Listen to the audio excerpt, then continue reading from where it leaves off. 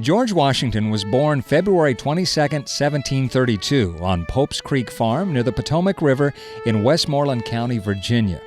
He was the first of 6 children born to Augustine Washington and his second wife, Mary Ball Washington. The Washington family was industrious, respected, and relatively wealthy. George was to be educated in England, and he dreamed of going to sea with the British Navy. But everything changed in 1744 when Augustine died. At just 11 years of age, George became the man of the house.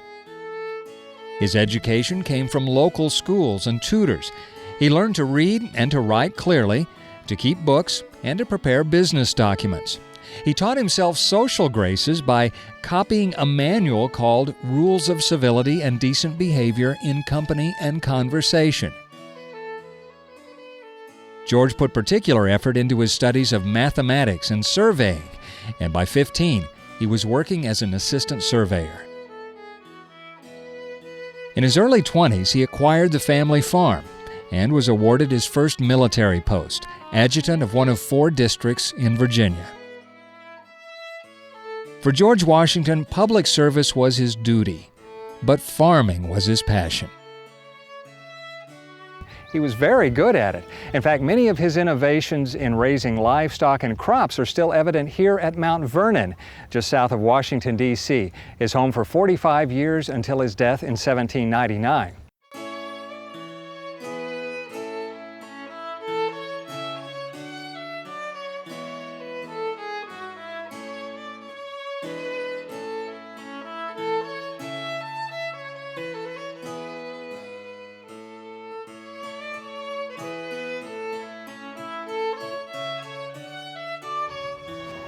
Washington was first a tobacco farmer, just like a lot of other Virginia planters. But in the mid-1760s, he was one of the first to switch to wheat. You see, Washington had this vision that one day America could become a source of grain to the entire world. Now, wheat farming back then was very labor-intensive. And one of the most back-breaking parts of the job was separating the grain from the straw. Now, this is where Washington got really creative. In 1792, he built a 16-sided 2-story treading barn, just like the one behind me, for this very purpose.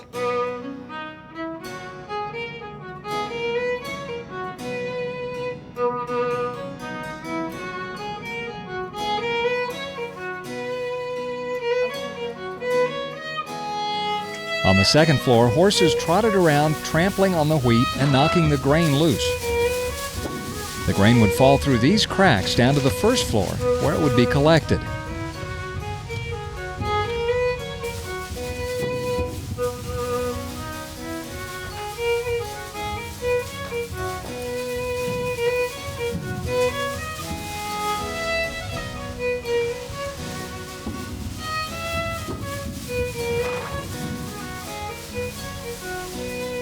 Washington was creative about saving the soil, too.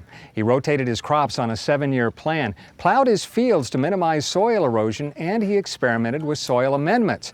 Here in this dung repository, he collected and composted horse manure to make fertilizer. Here at Mount Vernon, Washington raised sheep, hogs, turkeys, chickens, and cows. I think it's safe to say that he liked animals. But George Washington loved horses. He loved to buy them and sell them. He loved to race them and train them and hunt on them and drive them and work the fields with them. George owned all kinds of horses, from Arabians, Andalusians, and Narragansetts to Chincoteague ponies. But there weren't that many formal breeds in Washington's time, so many of his horses appear in his records as simply plow horses or carriage horses. Still, old George knew them all by name. George Washington was a revolutionary farmer, but it was the Revolutionary War that put him in the history books. During the war, General Washington took 2 of his favorite horses to the front with him. One was a hunting horse called Blueskin, a spirited bluish-gray horse with a lot of stamina. Now, this is the light-colored horse you see in many paintings of Washington.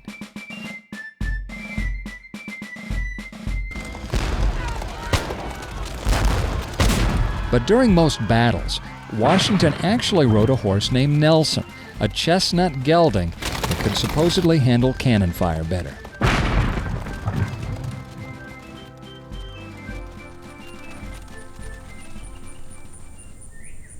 Back on the farm, Washington's favorite horse was an Arabian stallion named Magnolia, one of the most beautiful horses in the colonies. Magnolia stood 16 hands high, was chestnut with a flaxen mane and tail, and was a direct descendant of the Godolphin Arabian, one of the foundation sires of the thoroughbred breed. At 6'2" and 200 pounds, Washington was a big guy, especially for his time, and he was a great rider. He liked to train his horses himself, and he was good at that too. Thomas Jefferson once called him the best horseman of his age. Endurance riders, listen to this. George Washington once rode his Chincoteague pony Chinky 147 miles from Mount Vernon to Williamsburg in a single day. And mule lovers will appreciate this. The father of our country is also the father of the American mule. You see, George Washington believed that mules are the key to more profitable farming. They're stronger than horses, they eat less, they have greater endurance, and they're more sure-footed. So after the war, George Washington concentrated on breeding mules.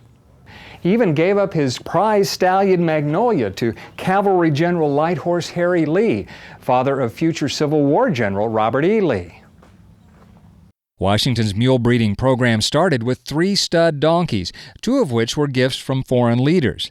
Washington bred these jacks to his very best mares to produce some really nice mules. He also sent his studs on a tour of the South to start a selective breeding program.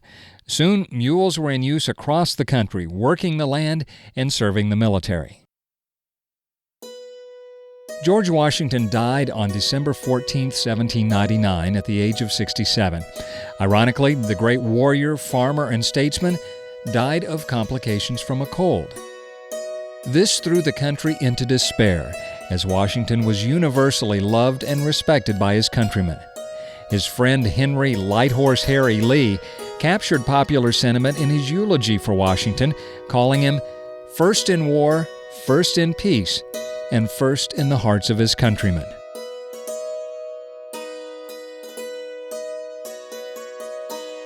Almost immediately, writers began romanticizing Washington's life. Today, it's sometimes hard to separate fact from fable. For instance, the famous story of young George fessing up about chopping on a cherry tree? Pure fiction. Yep, old George Washington was one interesting guy, and we all owe a lot to him.